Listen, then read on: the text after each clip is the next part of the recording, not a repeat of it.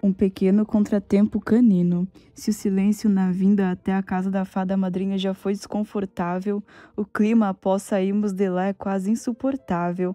O ar parece denso, carregado de tensão, e sinto que o peso da frustração e da incerteza está se acumulando entre nós. Sei que Nicholas, assim como eu, depositou todas as suas esperanças de que a fada madrinha conseguiria remover a maldição. Mas ao invés disso, recebemos a horrível notícia de que ela só vai se fortalecer até se tornar permanente. Nós dois caminhamos em silêncio, os passos ecoando na trilha da estrada enquanto o sol começa a se pôr, lançando sombras alongadas sobre os campos. Em poucos momentos, Nicholas voltará a se transformar na fera e não tenho ideia de como isso vai afetá-lo, de como ele vai se sentir. Tento buscar algum tipo de consolo, algum fio de esperança. Nós vamos resolver isso, digo, tentando convencer a mim mesmo mais do que a ele, mas Nicholas está tão tenso que mal reage. Como? Você ouviu a fada madrinha. Minha única opção é fazer alguém me ver como uma pessoa generosa e digna de amor verdadeiro. Ele responde, a voz carregada de resignação, já aceitando a derrota. Não é tão impossível assim, tento argumentar, mas ele ri. Uma risada amarga, cheia de descrença. Logo você dizendo isso. Eu suspiro, procurando uma forma de quebrar o gelo, de fazer algo que nos ajude a enfrentar a situação com menos medo. Sei que isso pode soar forçado, mas com certeza deve haver alguém que goste de você, alguém que você possa vir a amar, sugiro, tentando lembrar se alguma vez vi ele se gabar de conhecer alguma princesa. Não existe ninguém ainda, ele confessa, a voz baixa e hesitante, como se estivesse admitindo algo profundo e pessoal. Sério? Achei que como futuro rei você já tivesse algum casamento arranjado com uma princesa de um reino com nome longo e engraçado. E ao ver um pequeno sorriso que se forma em seu rosto, respiro, aliviado. Seria de se esperar, mas meus pais querem que eu me case por amor, assim como eles.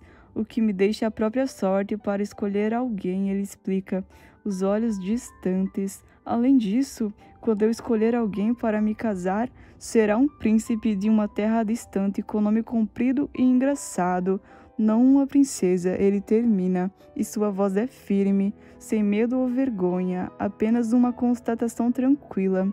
A revelação me pega de surpresa e por um momento fico sem palavras. Eu nunca imaginei algo assim. Ah, legal, eu também. Não no caso de me casar com o príncipe, embora eu ache que com meu título, quem se casar comigo, talvez vire um príncipe, talvez. Quer dizer, também gosto de meninos. Falo, me embaraçando com as palavras. Minhas bochechas esquentam e posso sentir o calor subindo pelo meu corpo. Nicholas ri, mas relaxado agora. Eu tinha minhas suspeitas sobre isso. Ele admite, o olhar de quem sabia mais do que eu imaginava. Como assim? Pergunto surpreso. Teve uma vez que peguei você assistindo pela janela os guardas fazendo treinamento sem camisa. Ele revela e imediatamente meu rosto se enche de cor. Ah, bom, eu tenho olhos, não é? Respondo, me juntando à sua risada. Mas rapidamente a atenção volta à conversa. Mas, sério, Nicholas, pense bem. Não existe nenhum rapaz que te provoque esse tipo de sentimento, que te faça sentir que você pode se apaixonar? Pergunto, tentando provocar uma reação dele. Ele parece refletir. Não sei, Usher. Nunca me apaixonei. Não faço ideia de como é esse sentimento. Você sabe? Ele me lança um olhar curioso, um pouco vulnerável. Não sei, nunca me apaixonei por ninguém ainda, mas já conversei com Edward sobre isso. Começo a explicar, me apoiando no que já ouvi do meu amigo. E o que ele disse? Pergunta Nicholas, a curiosidade visível em seus olhos. Ele disse que o amor é como uma chama, pode variar sua intensidade e seu calor. Depende de como o alimentamos. Ele pode aquecer um coração congelado ou te queimar para a vida toda. Ou seja, o amor é perigoso para caralho, brinca Nicholas e nós rimos. A tensão que paira no ar quebrada por um momento de leveza. O amor é uma fera, zombo. E ele faz uma careta antes de rir ainda mais alto. mas o amor também é uma das coisas mais fortes do mundo inteiro, às vezes até mais do que a magia, complemento. Mas sério agora, jura? Ele me encara com um olhar cético, mas um pouco mais suave. Claro, a história dos seus pais é um exemplo disso. E a história do Edward também. Ele arriscou a própria vida ao comer uma maçã envenenada para salvar a vida de Miguel, eu e meus irmãos, e foi com um beijo de amor verdadeiro que Miguel acordou Edward. Sono da morte, explico. E os olhos de Nicholas parecem brilhar, fascinados. Nossa, já ouvi falar por alto da história do príncipe de Apeles e a maçã envenenada, mas não fazia ideia de que era tão emocionante, diz Nicholas, sua voz cheia de admiração, enquanto o sol se punha atrás dele, criando uma moldura perfeita de tons dourados, laranjas e vermelho, que iluminam seu rosto. E é isso que vamos procurar em Madelaur, alguém que desperte grandes emoções em você. Digo a ele, e por um momento ele me olha de forma diferente, como se estivesse considerando a possibilidade de tudo mudar. Talvez eu encontre alguém assim, ele responde calmamente, mas há uma mudança em sua voz, algo que não posso identificar completamente. Antes que eu tenha tempo de processar esse olhar, o silêncio é quebrado por um barulho repentino. Um galho se quebra atrás de nós e o meu corpo se tensiona imediatamente. Quando me viro para tentar identificar a causa, percebo 3 coisas que chegam até mim com a rapidez de um pesadelo. A primeira, Nicholas já começou a se transformar em fera. A segunda, os efeitos da maldição estão mais fortes, as garras mais afiadas, suas presas mais à mostras, seu cabelo mais comprido e seus chifres bem maiores. E a terceira, um grupo de lobos vem correndo na nossa direção, prontos para atacar. Temos que sair daqui agora. Grito, minha voz cortando o ar tenso da noite. Sinto o meu coração disparar enquanto chacoalho com forças a rédea do cavalo, forçando a galopar com mais agilidade. O vento bate em meu rosto, mas é impossível ignorar o medo que me envolve. Nicholas está logo atrás de mim, sua respiração ofegante, denunciando o quanto está assustado. Eu também estou, mas não tenho tempo para hesitar. O que fazemos agora? Grita Nicholas, tentando acompanhar o ritmo frenético da nossa fuga.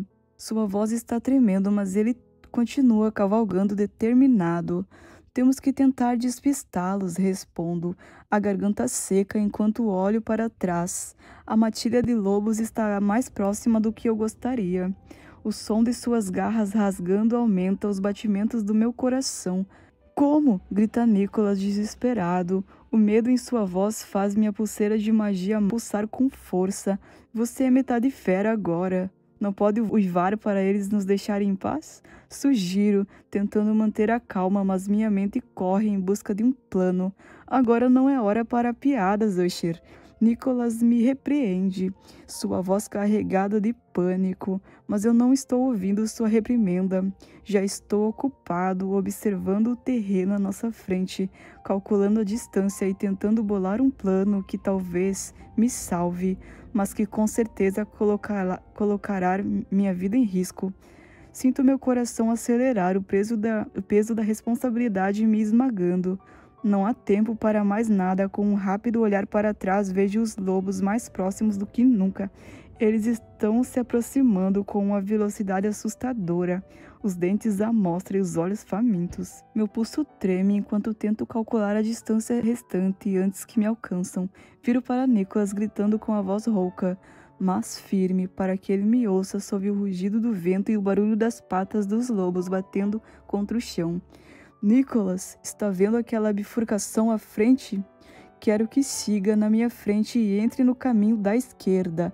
Vou encantar as árvores atrás de você para fechar o caminho. Assim, os lobos não vão conseguir te seguir. Mas e você? Nicholas me olha, os olhos arregalados de medo e uma expressão de dúvida toma conta de seu rosto. Ele sabe que minha ideia pode ser fatal. Eu vou distraí-los. Nicholas, vou fazer com que sigam o caminho da direita. Respondo, tentando manter a calma enquanto a adrenalina toma conta de mim. Nicholas não gosta da ideia. Ele balança a cabeça, recusa com veemência. Nem pensar. Usher, nós vamos ficar juntos, grita ele, mas a determinação em sua voz é mais por medo do que por coragem. Não há tempo para discutir. Eu não consigo mais me controlar. A voz sai mais alta, mais desesperada do que gostaria. Mas o momento exige isso. Se eu seguir atrás de você e fechar o caminho com as árvores, eles ainda vão tentar nos seguir. Alguém precisa distrair os lobos. Eu tenho a magia. Eu consigo me defender. Agora vá, Nicholas. Não temos tempo, grito, com uma mistura de raiva e terror. Tentando passar a urgência que sinto, Nicholas hesita por um segundo, então, relutante, ele assume a dianteira. Ele gira seu cavalo, desvia com destreza em um movimento ágil, toma o caminho da esquerda. Assim que ele desaparece pela bifurcação, olho para trás, assegurando-me de que os lobos estão focados em mim. O que está por vir não será fácil. Ergo minha varinha rapidamente e, com um gesto decisivo, as árvores ao nosso redor começam a se mover. Os galhos se esticam e se entrelaçam, criando uma imagem tão sólida que, ao olhar, não parece que ali um dia havia um caminho. Com o último olhar para o espaço atrás de mim, onde Nicholas desapareceu, sinto que agora toda a atenção dos lobos está voltada para mim. Minha respiração fica ofegante, o suor escorrendo pela minha testa, mas sigo cavalgando cada vez mais rápido, o vento cortando minha pele. Não podemos parar agora, murmuro para mim mesmo, enquanto os lobos ganham terreno. Tento acelerar mais ainda, mas o medo começa a tomar conta de mim. Agito minha varinha, tentando lançar feitiços de luz para assustar os lobos. Alguns se afastam, mas 3 permanecem, intensificando a perseguição. Tento disparar um feitiço mais forte, mas ao virar para trás, vejo um galho esticado à minha frente. Não há tempo de desviar. O impacto é brutal e sou lançado do meu cavalo com força. O cavalo segue em frente, galopando sem parar, me deixando para trás. A dor no meu corpo é intensa, mas o medo de ser alcançado pelos lobos é maior. Eu tento me levantar, mas o tornozelo lateja. A dor é insuportável. Ainda assim, sei que não posso parar. Não agora, mas a minha tentativa de fuga é em vão. Os lobos se aproximam, formando um círculo ao meu redor. Seus olhos brilham com fúria, os dentes afiados, prontos para me dilacerar. Um deles tenta me atacar. Eu tento disparar um feitiço contra ele, mas o segundo lobo pula contra o meu braço, me fazendo derrubar a varinha enquanto luto para me afastar deles. Os lobos continuam me rodeando e começo a fazer minha última oração silenciosa, encarando o inevitável. Sei que estou prestes a ser despedaçado, quando de repente vejo um movimento em minha direção.